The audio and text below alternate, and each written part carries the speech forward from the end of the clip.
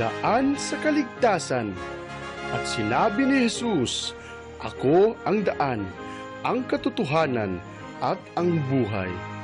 Ating pag-aralan at ating pakinggan ang mga pabalita ng ating Diyos na dakila patungkol sa ating tunay na kaligtasan.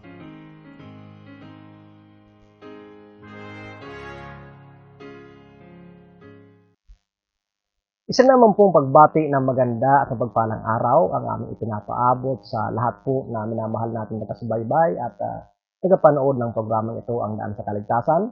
Nasaan naman po kayo? Kami po ay patuloy na nag-aanyaya na kami po ay inyong samahan sa loob naman ng ilang minuto upang tayo po ay makapag-aral ng mga katotohanan na sana po ay makatulong sa atin ayon sa biyaya ng Panginoon sa paghubog ng ating karakter. Sapagkat tayo po ay nagpapatuloy pa rin dito sa usapin ng character development. At sa pagkakataon pong ito, tayong muli ay mag-aaral ng isang namang tema na magpapakita sa atin ng pagliligtas ng biyaya ng Panginoon at makakatulong sa atin kung saan tayo lulugar sa paghubog ng ating karakter. Nasabi nga po natin sa ating nakalipas na pag-aaral, ito po ang ating papel. Sa pagkakataong ito, kung paano tayo huhubog ng karakter natin na babagay at aprobahan ng kalangitan. Subalit, bago po tayo pumalaot sa ating pag-aaral, tayo muna ay sumandaling manalangin. Ama naming banal na makapangyarihan ka po sa lahat, Diyos na mahabagin. Sa oras pong ito, Ama, kami po ay lumalapit sa inyo muli. Nagpapasalamat sa pagkakataon na kami po ay makapag-aral. Gayon din po, humihiling kami ng kaawaan at biyaya na sana po ay gabayan kami ng banal na Espiritu sa aming pag-aaral na magkaroon kami ng karunungan, bukas na isipan at maikinta nito sa aming puso o Diyos. Nagpalain po kami, Panginoon. Maraming salamat sa lahat sa matamis na pangalan ni Jesus. Amen. Sa atin pong nakalipas na pag-aaral ay napag-usapan natin ang kapangyarihan ng dugo. At ngayon naman po ang ating pag-aaral ay nakasentro sa topic na The Lord, our righteousness. Ang ating Panginoon bilang ating katuwiran. At tayo pa rin po mga minamahal ay siyempre nagkatuon dito po sa, sabi ko nga, character development na ang sabi po dito sa isang quote na ito, character building is the most important work ever entrusted to human beings and never before was its diligent study so important as now. So makikita po natin mga minamahal na patuloy tayong pinapaalalahanan na ito pong paghubog ng karakter ang pinaka-importante o mahalagang bagay na ipinagkatiwala sa atin ng ating Panginoon. At walang ibang panahon daw upang pagsumikapan natin na pag-aralan na gawin ito maliban sa panahon ito. Mga minamahal, ito pong pamagat na ito ang isa sa pinaka-magandang title ng ating Panginoon na ibinigay sa atin, The Lord, our righteousness. Sapagkat po, sabi nga ng banal na kasultan na wala tayong sarili nating katuwiran, subalit sa biyaya ng Panginoon, purihin ang Diyos sapagkat ang ating Panginoong Yesus ay pwedeng ating maging katuwiran, mga minamahal. At ito po ay very profoundly significant sa ating buhay bilang mga Kristiyano. At ating i-discover ang mga bagay na ito sa pagpapatuloy ng ating pag-aaral. Sa nakalipas po nating pag-aaral, mga minamahal, ay nakita natin na sa pagtanggap natin nitong tinatawag na twofold mission ng ating Panginoon, twofold provision ng biyaya ng Panginoon doon sa paanan ng cross, ang kaluwalhatian ng Panginoon, ang kanyang karakter na inihayag sa atin, gayon din po inirestore o pinanumbalik sa atin, mga minamahal. Ito pong twofold provision na ito, mga minamahal, ng biyaya ng Panginoon na kinakatawanan noong dugo at ng tubig, yung dugo na umaaring ganap sa atin at yung tubig na nagbabanal sa atin, mga minamahal. Ito po ang pundasyon, kung saan tayo magtatayo ng ating mga karakter, mga minamahal. Kumbaga sa iba pang terminolohiya, this is the bedrock. Pundasyon, panulok na bato, na kung saan tayo tatayo ng matibay na building ng development ng ating mga karakter, mga minamahal. So, ito po ay napakahalaga. Ito po ay napakahalaga. Ano po? Kung kaya nga, sabi ko, ito ang dapat makita natin. Ano po? Una sa lahat, ito ang dapat nating maunawaan. Ano po? Sapagkat sabi ko, ito ang bedrock, dapat matibay ang ating pundasyon, mga minamahal. Yun po ang katunayan na nakita natin doon sa dugo ng ating Panginoon na nag-aaring ganap sa atin. Ngayon, doon naman sa tubig na nagbibigay sa atin ng kapangyarihan, it enable us to build that character to the glory of Jesus. Ano po? So, yung dugo, yun ang pundasyon na ating tatayuan ng karakter. Yung tubig naman ang tumutulong sa atin upang magkaroon tayo ng kapangyarihan na makatayo ng karakter doon sa bato. Ano po? Na naging pundasyon natin, mga minamahal. Nakita po natin ang biyaya ng ating Panginoon. So, dito po mga minamahal ay makikita natin that the water symbolizes the Holy Spirit. So, it is the Holy Spirit, mga minamahal, when we receive the impartation of the Spirit of Christ. Ano po? It is what sanctifies us. Ano? The imparted righteousness of Christ is what sanctifies us. And the imputed righteousness of Christ is what justifies us. Huwag po natin kalimutin, mga minamahal, huwag tayong malito. Yung inimpute sa atin na righteous ng Panginoon doon sa cross, nang itubuhos niya ang kanyang dugo, ay yon ang umaaring ganap sa atin. At ang kanyang buhay, the righteousness na ipinamuhay niya, is what imparted to us na nagbabanal din sa atin. Yung isa po ay nagbibigay sa atin ng title to heaven, at yung pangalawa po ang nagbibigay sa atin ng fitness to heaven. Ano po, mga minamahal?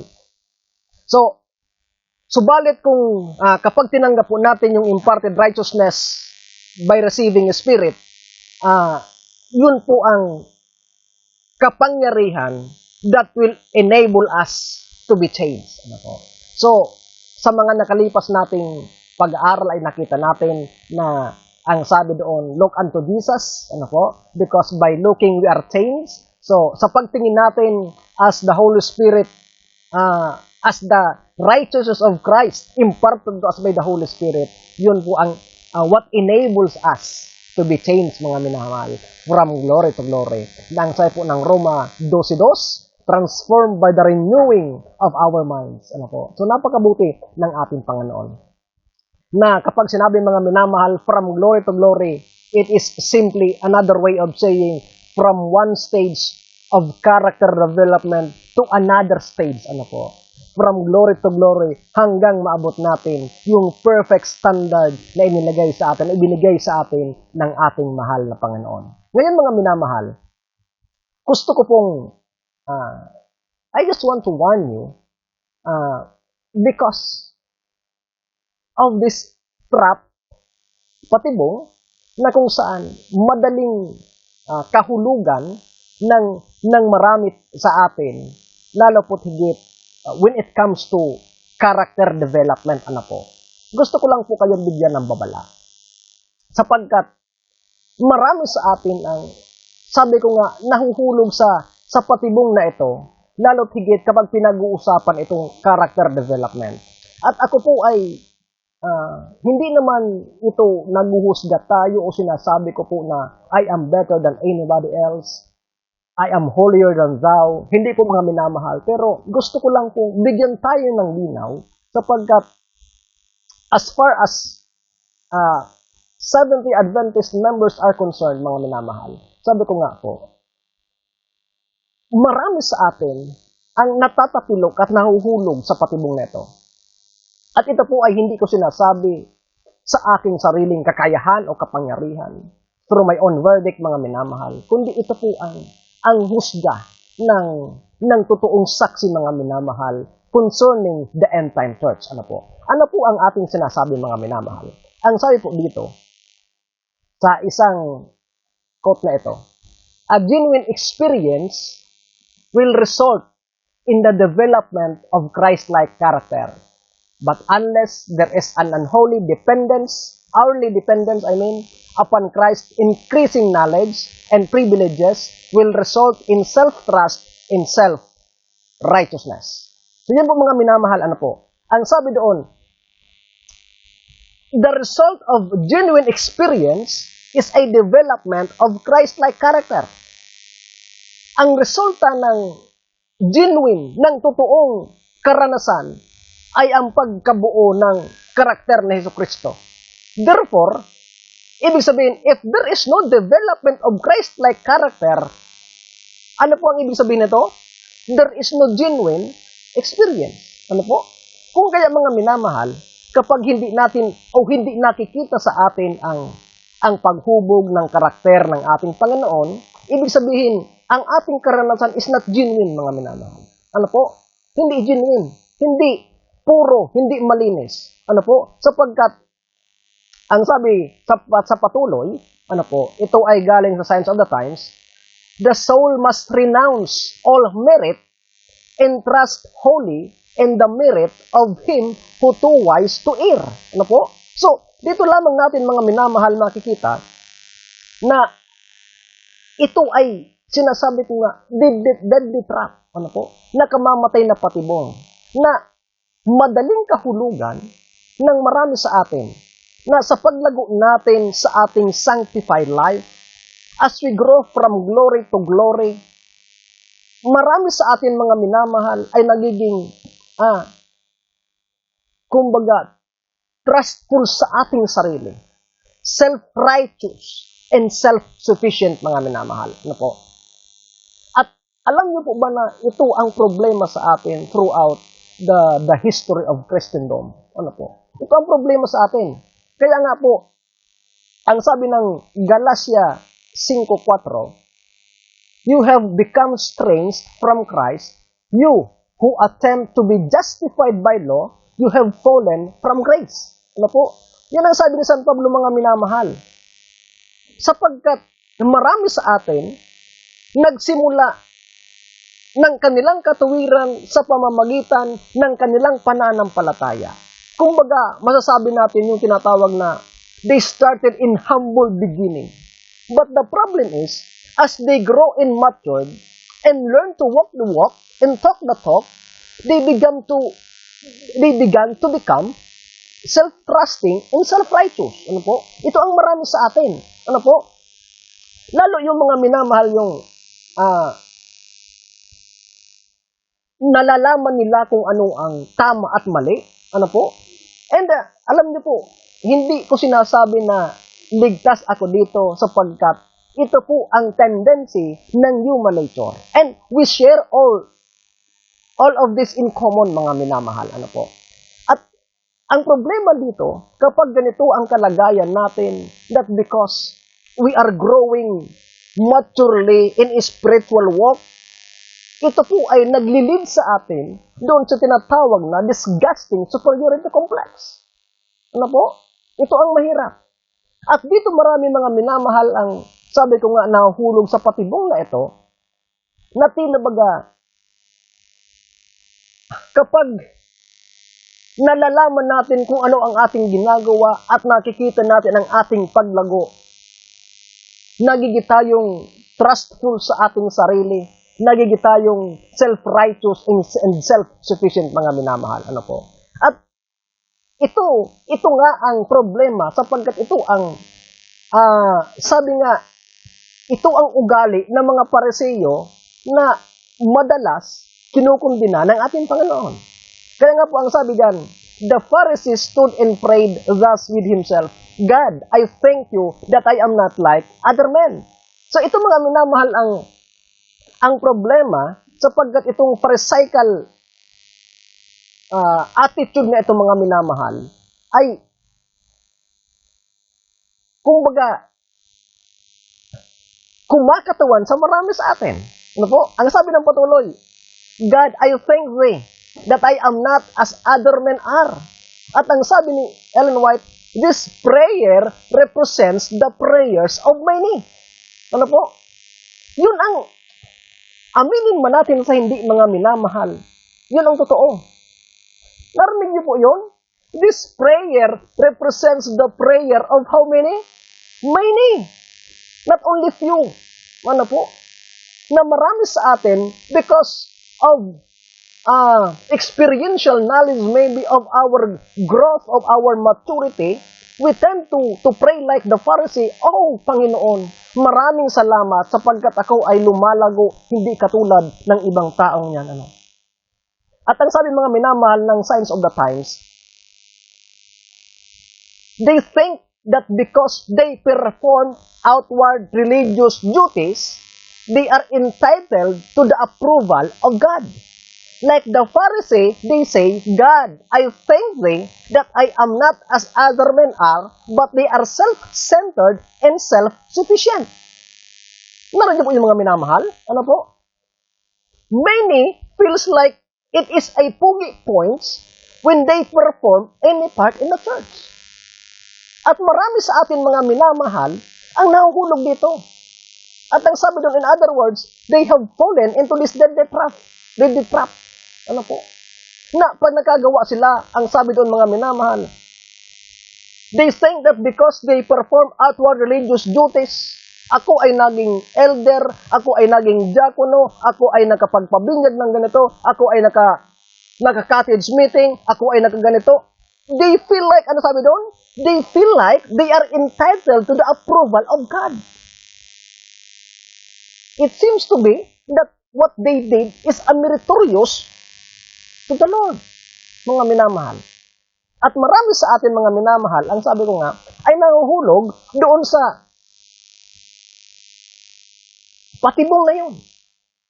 Lalo pa nga yung sinasabi ko minamahal na kapag marami na sa atin yung kumbaga parang alam mo na ito ang dapat gawin because of your knowledge, stock knowledge, o pag-aaral mo, nalaman mo na, ay dapat ang Kristiyano pala, ganito ang ginagawa, ang Kristiyano pala ay hindi ito ginagawa, ano mga minamahal, at to the least, you manage to bring your behavior into compliance with the letter of the law, nakikita mo na sunod-sunod mo yun, at parang wala kang nalalabag.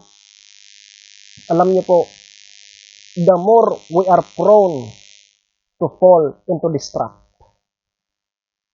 Mga minamahal, ano po? Nagiging tayong self-righteous at nagiging tayong self-sufficient, mga minamahal. Yun ang sinasabing superiority complex. Ano po? Yung holier than thou attitude. Na ay, mas magaling ako sa kanya sapagkat ako ganito. Ay, mas magaling ako sa kanya sapagkat ako ganito. Ay, salamat Panginoon sapagkat hindi ako katulad niya na ganito. Ano po? Mga minamahal, on the account of all that we have, more than others, and you think ourselves to be, ang sabi ng Biblia, rich, increase in goods, and have need of nothing. Ito po ang lumalabas sa atin mga minamahal. Ito po ang sabi ng Revelation 3:17. Ano? And kung titingnan po natin, this is the characteristic of the Laodicean church. And which church is the Laodicean church? It is the last church, mga minamahal. It is the end-time church. At kung tatanungin tayo ba ay nasa end-time church? Absolutely.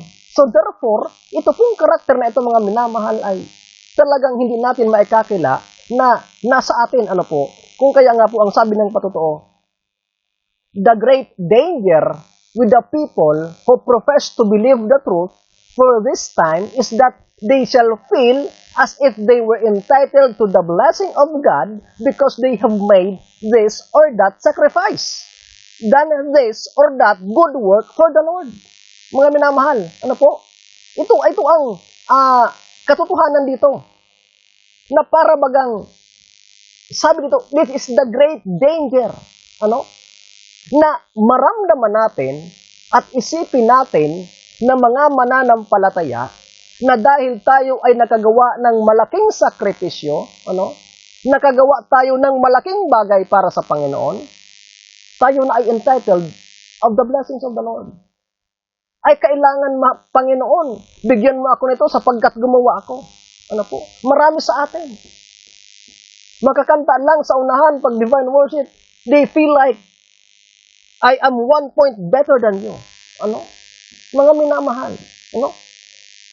What alone entitles us to any blessing from God? It is the imputed righteousness of Jesus Christ. Tandaan po natin yan, mga minamahal. Kaya nga ang title natin, Christ Our Righteousness. Sapagkat wala tayong merit na masasanggalan para tayo maging entitled sa anumang blessing ng langit maliban sa katuwiran ng ating Panginoong Hesukristo na binibigay sa ating mga minamahal. Tandaan po natin yan. The imparted righteousness does not entitle us to anything, mga minamahal. Tandaan po natin yan. Ang ating pagpapakabanal ay hindi nagbibigay sa atin ng titulo para tayo maging karapat-dapat sa anumang pagpapala ng kalangitan, mga minamahal. Ang imparted righteousness only gives us fitness to enjoy that which Christ has purchased for us. Ano po? Yung imparted righteousness ng Panginoon ay nagbibigay lang sa atin ng fitness, ng pagiging karapat-dapat upang i-enjoy natin yung mga bagay na binili ng Diyos para sa atin. Subalit, mga minamahal, gusto kong linawin na hindi po yun nagbibigay sa atin ng titulo para tayo maging karapat-dapat na bigyan ng pagpapala at biyaya ng ating Panginoon. Ano po? So, iyan po ang maliwanag sa atin, mga minamahal. Yan po ang totoo. Ano po? Subalit, isa din po na huwag nating iisipin. Ano po? Huwag nating ilalagay sa ating mga isipan at hahayaan ang ating mga sarili na mag-isip that the sanctified life is a meritorious in any way that it entitles us to anything. Sinasabi ko nga, mga minamahal. Yung ating kahit gaano tayo kabuti, kahit gaano sa tingin mo banal ka sa iba, but it never entitles you to have anything maliban sa imputed righteousness ng ating Panginoon. Ano po? Kaya ito po ang tinatawag na proneness natin na mahulog tayo sa trap na ito. Ano po? Kaya nga po, ang sabi kanina, the great danger with the people who profess to believe the truth for this time is that they shall feel as if they were entitled to the blessing of God because they have made this or that sacrifice, done this or that good works for the Lord. Does that sacrifice you have made look of sufficient merit to you to entitle you to the rich gift of God? If you have an appreciation of the work that Christ has wrought out for you, you will see that there is no merit in yourself or in your work. You will see your lost condition and become poor in spirit. There is but one thing for the poor in spirit to do, and that is to look continually to Jesus, to believe in Him whom the Father has sent. Mga minamahal, ito po ang malaking katotohanan sa atin. Ano po? Ang sabi kanina, does the sacrifice you have made look sufficient for the merit entitled of the rich gift of God? Yung sakripisyo ba na ginawa mo ay sasapat na? Kumbaga sa ibang pananalita, ang tanong ng Panginoong Hesus, yung sakripisyo mo ba ay papantay doon sa sakripisyo ko para ikaw ay maging entitled sa anumang biyaya ng langit? Ang sabi doon, mga minamahal, if you have an appreciation of the work that Christ has wrought out for you, pag nakita mo ang sakripisyo, ang ginawa ni Kristo, ang sabi doon, makikita mo na ikaw ay lost. Makikita mo na anumang ginawa mo, mga minamahal, ay hindi karapat-dapat sa mga bagay na ito. So, nakikita po natin, mga minamahal, that the only thing that will keep us from falling into this trap, ang sabi doon, is to look continually and depend exclusively upon the righteousness of Jesus Christ. Ano po? Ito po ang mensahe natin, mga minamahal. Kaya nga, Christ our righteousness. Ano po? Para hindi tayo mahulog doon sa trap ng pagiging self-sufficient, ng pagiging self-righteous, katulad ng mga Pharisee, ay ano po? Katulad ng ating napag-aralan, look unto Jesus. At yung looking unto Jesus, ang sabi nga po doon, mga minamahal, aphorao, it is in a present passive term, nang sabi po doon, it is a continual action. Ano po?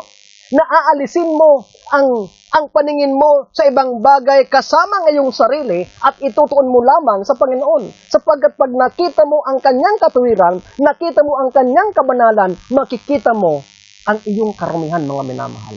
Na anumang iyong ginawa ay hindi pala sasapat for you to be entitled of any rich gift, mga minamahal, ng siyang kalangitan po. Yan ang mensahe sa atin ng ating Panginoon. Ano po? Ito lamang ang paraan para tayo hindi mahulog sa patibong na ito. Ano po? Sapagkat pag inalis natin ang ating paningin sa sarili at simula nating itingin sa ating Panginoon, ito ang paraan. Subalit, mga minamahal, kapag nagsimula tayo, katulad ni Pedro, na alisin ang ating paningin sa ating Panginoon at ibalik natin sa ating sarili, at i-admire natin ang ating ginagawa. At tingnan natin ang paligid natin kung sino ang nagpapalakpak sa ating progress, mga minamahal. Ang sabi nga, we are in big trouble, mga minamahal. Bakit po? Ang sabi dito, therefore by the deeds of the law, no flesh will be justified in his sight. For by the law is the knowledge of sin, but now the righteousness of God. Ano po? Ang sabi dyan, now, the righteousness of God. Maliwanag, mga minamahal, na ang righteousness lang ng Panginoon. Ang sabi dyan, being witnessed by the law and the prophets, even the righteousness of God through faith in Jesus Christ, to all and on all who believe, for there is no difference, mga minamahal. So, ito po ang patunay sa atin. No? No matter who we are, no matter how much life we've had, no matter how godly we have lived, ang katunayan, mga minamahal, all of us have sinned and fall short to the glory of God. So, mga minamahal, sinasabi sa atin ng Panginoon, no po, na ang ating katuwiran ay hindi sapat. No po? Hindi sapat.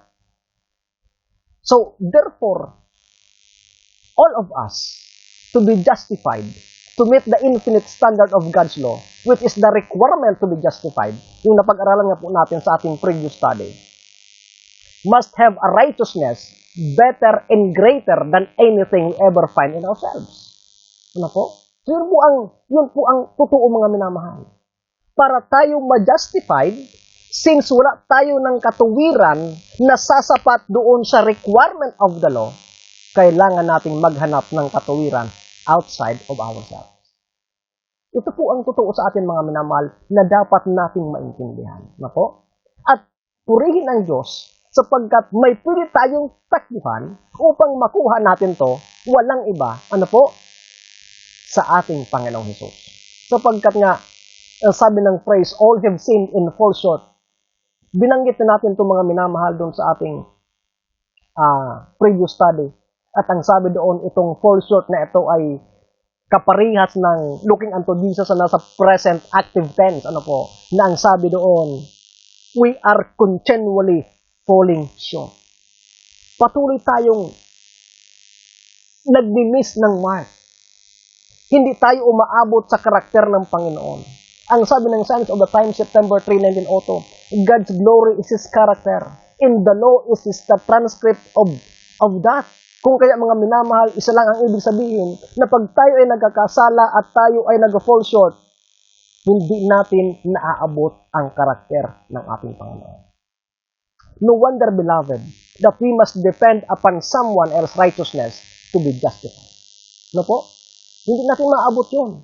Kung kaya nga, minamahal, tinuturo sa atin na sa pag-develop ng karakter natin, kailangan alisin mo ang tingin mo sa sarili mo, katulad ng mga Parisiyo, at ilagak mo ito sa ating Panginoong Hesus, sapagkat ang kanya lamang katuwiran ang sasapat upang tayo ay maaring ganap at maging malinis sa harap ng Ama. No? Sapagkat ang sabi kanina, by the deeds of the law shall no flesh be justified. No? By the deeds of the law. Kung kaya nga, mga minamahal, ang tanong dito, who was the righteousness that meets the infinite standard? who has the righteousness of God. Walang ibang mga minamahal, Jesus Christ lang. Ano po? Jesus Christ lang. Nang sabi ng Hebrews 1:3, who being the brightness of His glory in the express image of His person. No? Ibig sabihin, si Kristo lamang ang may kaluwalhatian katulad ng Ama. Si Kristo lamang ang hindi nag-fall short from the glory of God. Sapagkat siya ang express image, ano mga minamahal? Sabi ng Hebrews 1:3. Siya ang express image, the brightness of the glory of God. Ibig sabihin, they are equal in character. Hindi siya nag-fall short sa Ama, mga minamahal. So therefore, ang kanyang righteousness lamang ang kinakailangan natin upang tayo ay ma-justify. Ano po? It is the best thing for us to look unto Jesus sapagkat siya lamang ang may solusyon ng ating mga problema. Ano po? Kapag iniisip natin na tayo ay continually falling short and He is the brightness of His glory, mayroong malaking pagkakaiba yun, mga minamahal. Ano po? Sapagkat siya ay may infinite characteristic like the Father. Ang sabi po ng Mount of Blessings, page 49. The divine beauty of the character of Christ, of whom the noblest and most gentle among men are but a faint reflection, was a living representation of the character of the law of God. Ito ang sinasabi natin, mga minamahal. Ano po? Ito ang sinasabi natin. Una sa lahat, what was Christ's character? It was the living representation of the character of the law of God, and it was divine beauty manifested. Yung karakter ng Panginoon.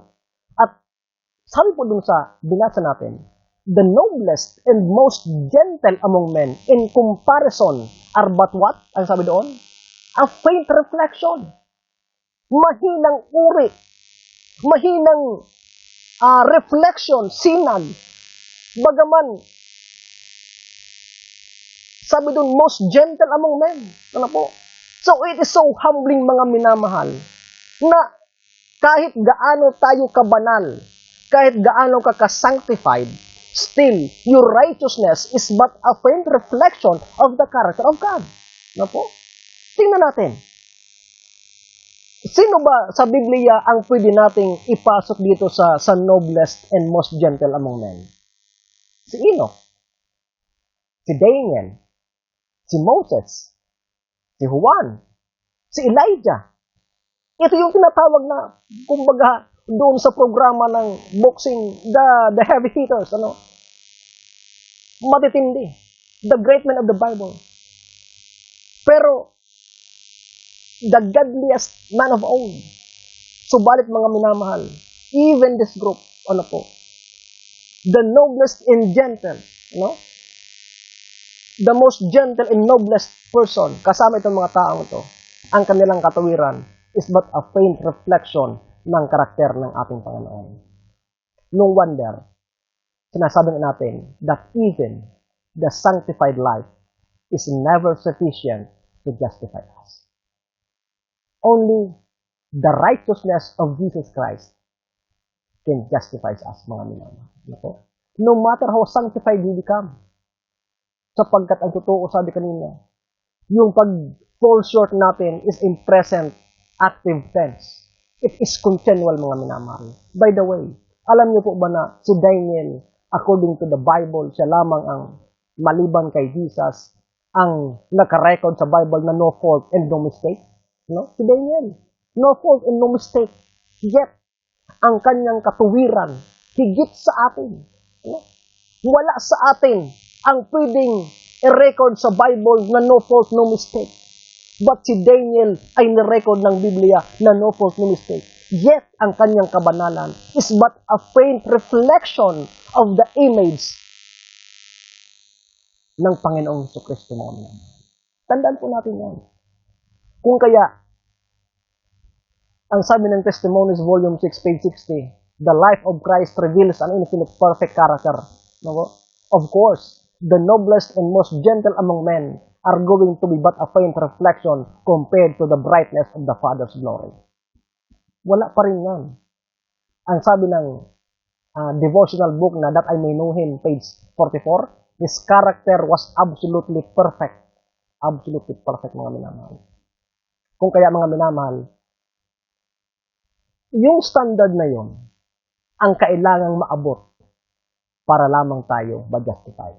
At dahil wala sa atin ang karapat-dapat na mag-abot nun, the only perfect standard na pwedeng abot at pwedeng katigan natin is the righteousness of Jesus Christ.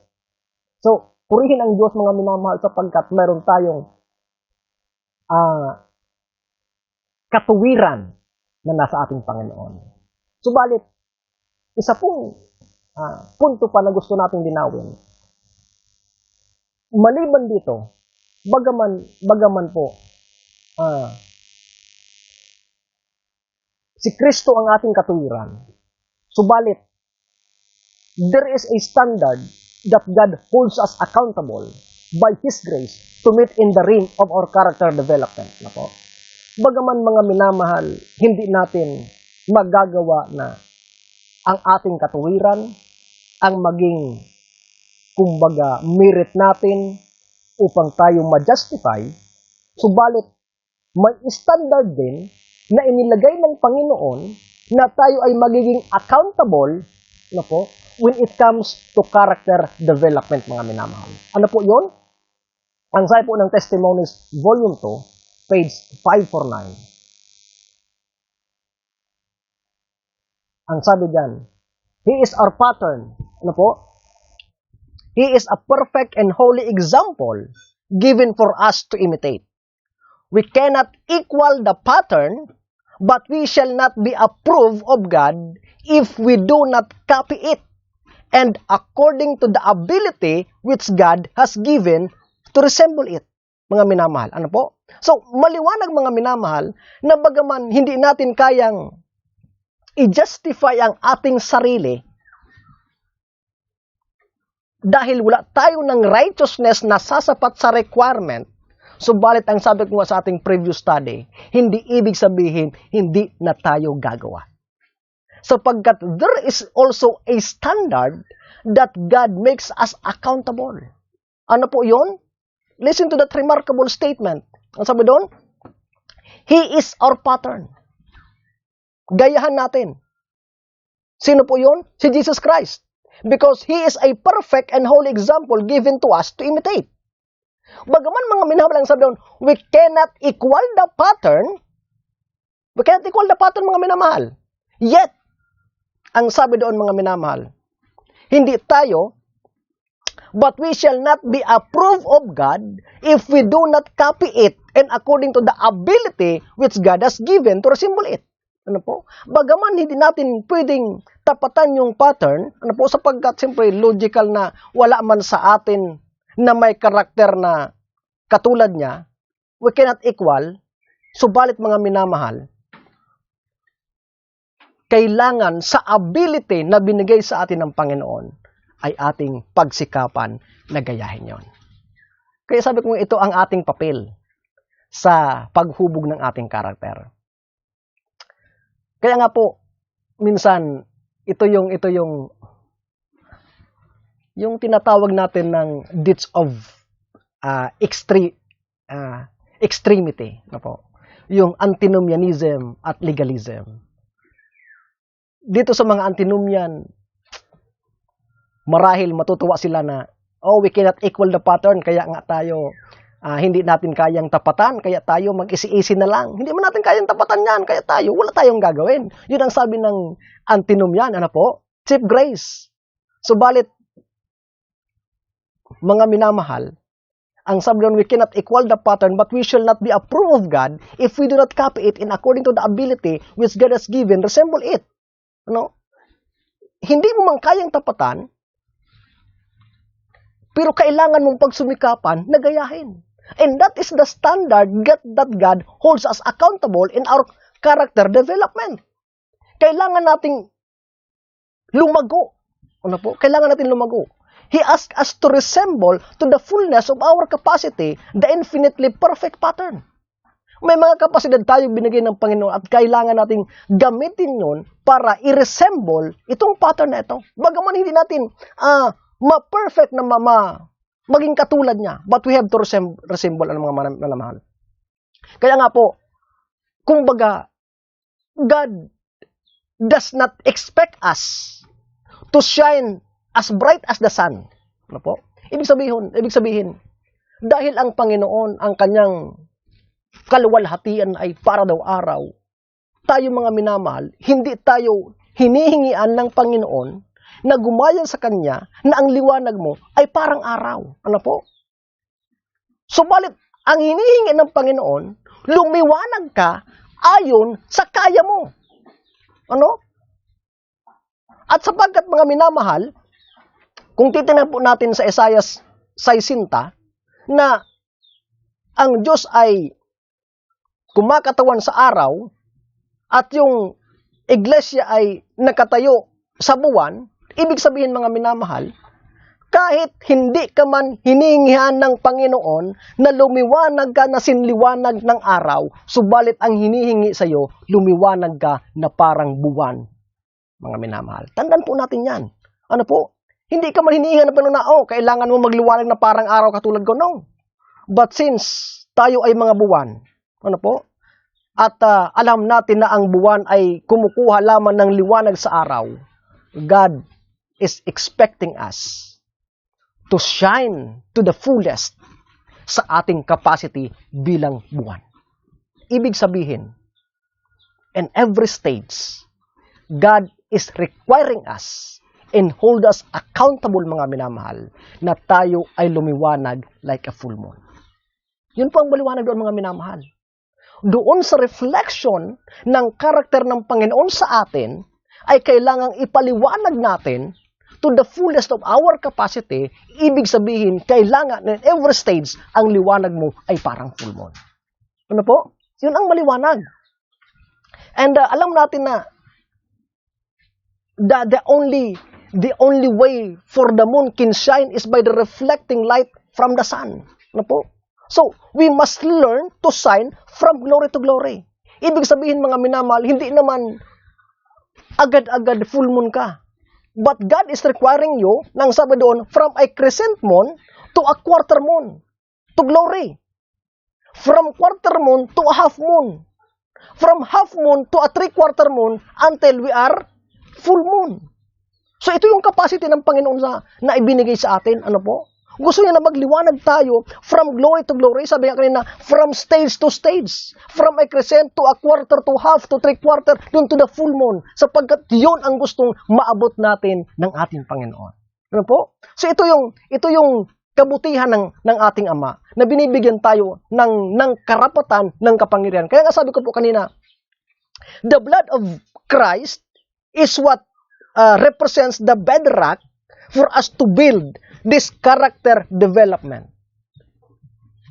At yung water that represents Holy Spirit is what enables us to build a character, mga minamahal. So, God is requiring us, by the love of Christ, to shine as bright as we can. According to two things, mga minamahal.